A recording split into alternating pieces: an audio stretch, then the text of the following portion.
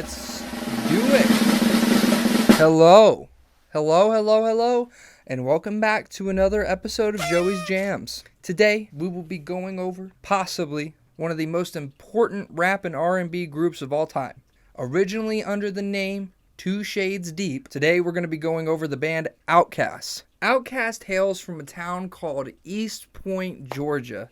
My grandma had a record player, and we'll play a record, we'll sing to it. If it doesn't sound good, Dre will say, well, nah, that ain't the way that sound. And he'll go to the back and he'll twist some wires around and take it apart. He'll just do stuff till it sounds right to him. He was a young, amusing kid because he developed a lot of personality with being around a lot of adults. And then eventually they would both attend a performing arts high school that went by the name of Tri-Cities High School. This is actually the high school where Andre and Big Boy would meet. The cafeteria was a place where a lot of people would gather and bust out singing or rapping or freestyling against each other.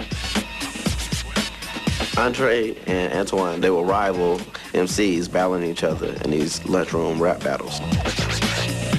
And they would be quite frankly impressed with each other to the point to where they would continue their battles outside of school, and that eventually evolved into a friendship.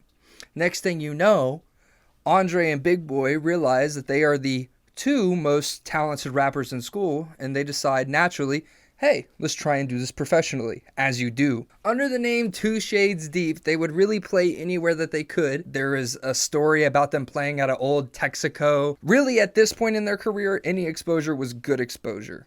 Their shortcomings in the music industry would surely change after they met the acquaintance of the production group Organized Noise. The people can't ignore. Organized Noise Productions is myself, Rico Wade, it's my partner, Sleepy Brown, and the founder, the brainchild, Ray Murray. Organized Noise were a production group from the same area of Atlanta, and up until that point, they had really not made anything super big. They would mainly produce local rap talents and put on shows for labels to discover new talents. And all three of these men were looking for a new talent at the time, and they had come to the conclusion, logically, that they needed a younger act.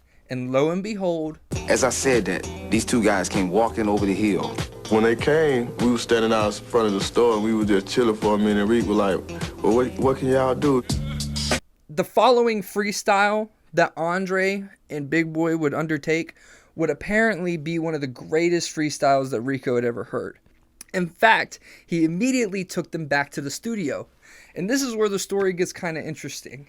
The studio that Organized Noise Productions had was referred to as the Dungeon. The Dungeon was actually a makeshift studio that was in the basement of Rico Wade's grandmother's house. It was described with like red clay walls. There wasn't even a cement floor down, so people were sleeping in sleeping bags on the floor. And apparently, this is the place where Outkast was birthed. And eventually, he would hook them up with an opportunity to audition for L.A. Reid, who was the owner of LaFace Records. LaFace at the time was an R&B label. You had Usher, TLC, Toni Braxton.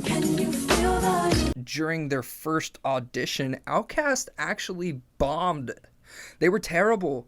LA pulled us to the side and said, I love your music, but you need stars. These guys are good, but I don't know if they're stars. They looked like a rap group. They sounded like a rap group, but hadn't quite found their musical identity. The failure would only motivate them, though, as they would go back to the Dungeon, and they would work even harder and perfect their craft even more. We made them run around the block saying their rhymes so they could keep their wind up, so that they could say the rhymes on stage and perform moves and not be out of breath. It was like drill school, trying to get them on point together.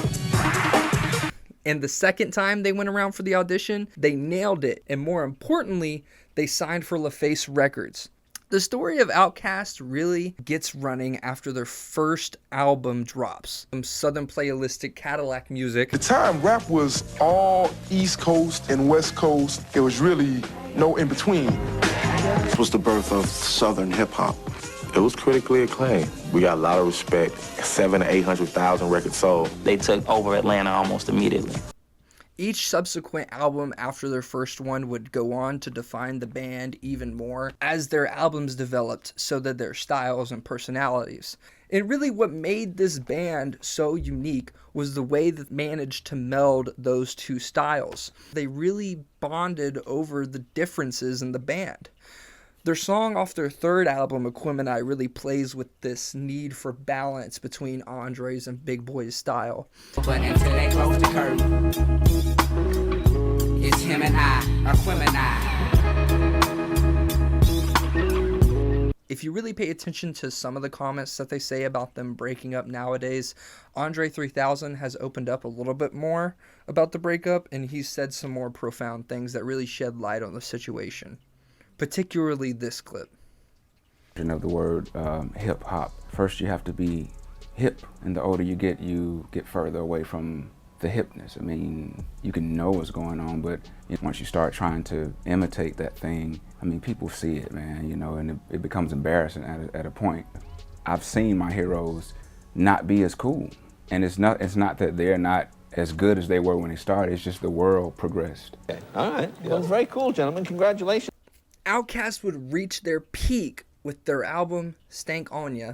Stank On Ya has literally so many rap songs that have become the core of other rap artists' inspiration for the past 20 years.